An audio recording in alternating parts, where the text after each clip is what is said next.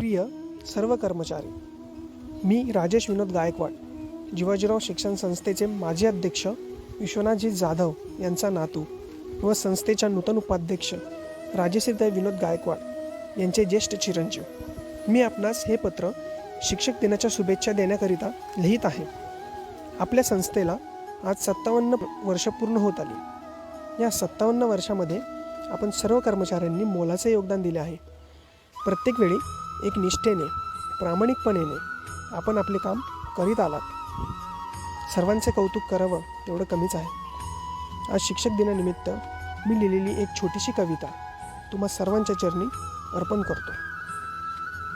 प्रत्येक कामात तुम्ही सर्वांनी कसली कंबर, संपूर्ण कर्मचारी वर्ग एकच नंबर. कोणतीही अडचण उभी राहते गंभीर, तेव्हा धीर देऊन सर्वजण ताबडतोब उभे राहतात खंबीर. प्रत्येक विद्यार्थ्याला देऊनी चांगले शिक्षण तुम्ही करत आहात त्यांच्या भविष्याचे रक्षण. हवं त्या प्रत्येक वेळी देऊन चांगला सल्ला तुम्ही या संस्थेला बनवला शिक्षणाचा बालेकिल्ला.